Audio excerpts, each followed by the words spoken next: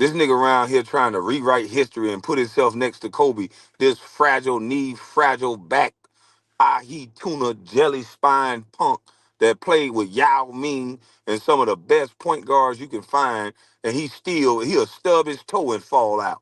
The NBA has always been filled with rivalries, debates, and generational comparisons.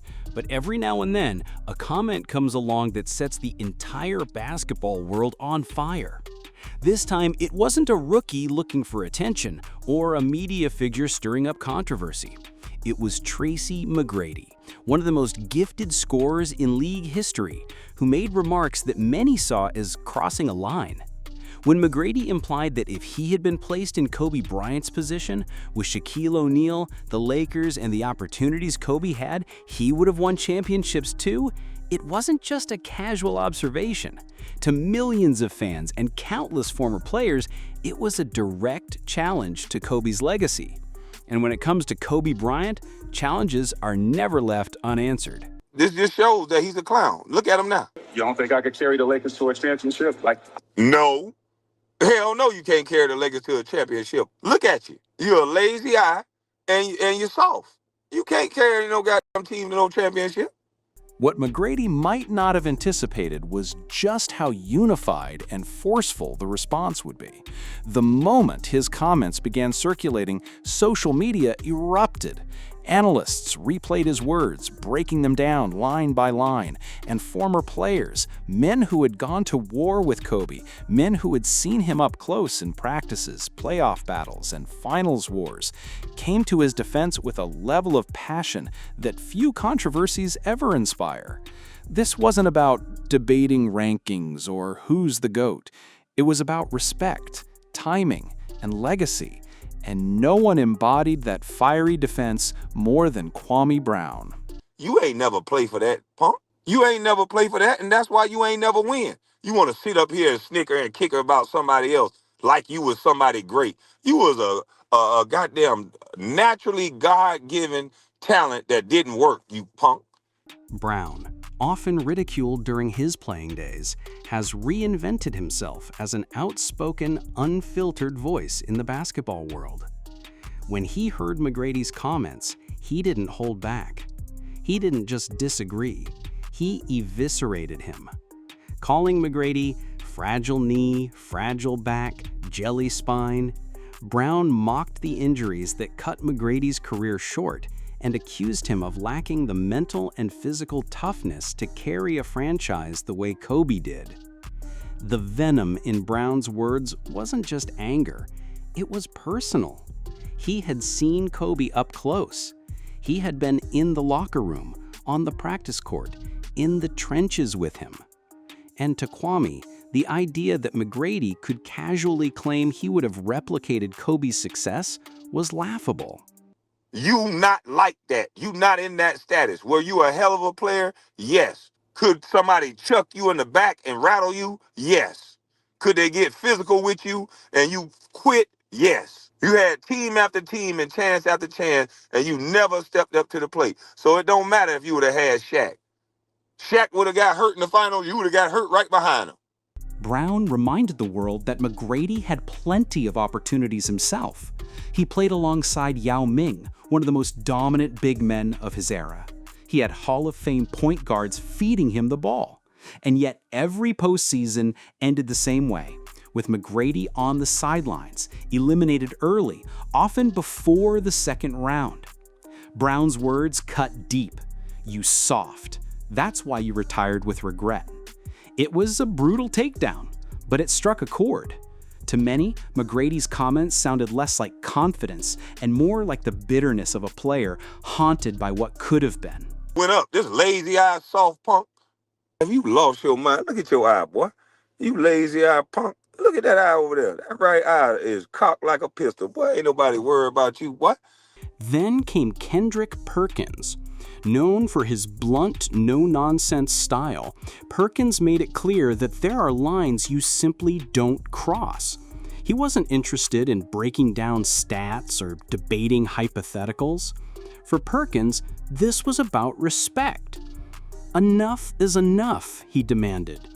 Kobe had given everything to the game.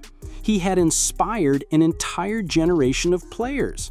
And most importantly, he had passed away tragically with his daughter Gianna before he ever got the chance to defend himself from these types of takes. To Perkins, tearing down Kobe's legacy after his death was more than just basketball disrespect. It was human indecency. Jalen Rose, who had faced Kobe countless times on the court, added his own perspective.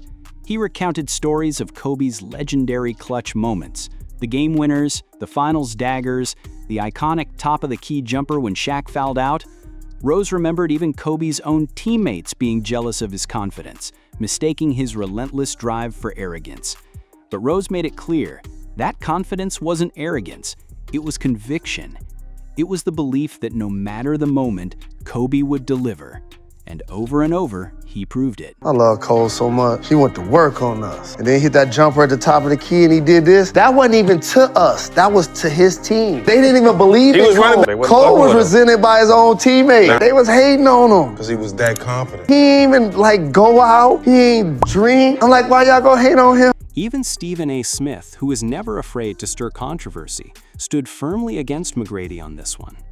With a rare seriousness in his tone, Stephen A. reminded everyone that Kobe never ducked responsibility, never coasted through games, never disrespected the sport.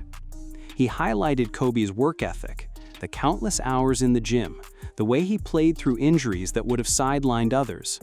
For Stephen A., Kobe Bryant represented the ultimate competitor, a man who refused to let excuses define him. Let me end this segment by saying this. Say what you will about Kobe Bryant. That brother put in the work. And that's where the contrast between Kobe and McGrady becomes undeniable. McGrady was one of the most talented scorers of his generation. But talent without results only takes you so far. The numbers tell the story. Kobe won 5 championships, collected 2 Finals MVPs, scored 81 points in a single game, and cemented himself as one of the most clutch players in NBA history. McGrady, for all his brilliance, never made it past the first round of the playoffs as a primary option. He ended his career with highlight reels and admiration, but without the defining victories that separate legends from stars. But Kobe's greatness wasn't limited to numbers or trophies. His Mamba mentality became a cultural phenomenon, a philosophy adopted by athletes in every sport, business leaders, students, and even world figures. It was about obsession, sacrifice, and pushing yourself beyond your limits. Players like Jason Tatum, Devin Booker, and DeMar DeRozan openly credit Kobe as their inspiration. His influence stretched far beyond the court, shaping how people approach challenges in all walks of life. That's why McGrady's comments struck such a deep nerve. This wasn't just another debate about rankings. It was an attack, intentional or not, on a legacy that transcends basketball. And in the wake of Kobe's tragic passing, the timing couldn't have been worse. To many, it felt like an attempt to elevate oneself by diminishing someone who could no longer respond. And that, more than anything, is why the backlash was so intense. The unity of the response was telling. Kwame Brown, Penny Hardaway, Kendrick Perkins, Jalen Rose, Stephen A. Smith, all from different eras, different teams, and different backgrounds, came together to defend Kobe. Former rivals, former teammates, even critics found common ground in one belief. Kobe Bryant's greatness was beyond question. And when the basketball world unites like that, it sends a powerful message. The truth is, talent can get you highlights. But greatness? Greatness demands obsession. Greatness demands sacrifice. Greatness demands the kind of mindset that Kobe Bryant embodied every single day. And when McGrady tried to place himself in that conversation, the basketball community responded with one voice: you couldn't lace his boots. Because some legends aren't just remembered for what they did on the court. They're remembered for the standard they set, the lives they touched, and the legacy they left behind. And Kobe Bryant's legacy, both as a player and as a cultural icon, will forever stand untouchable.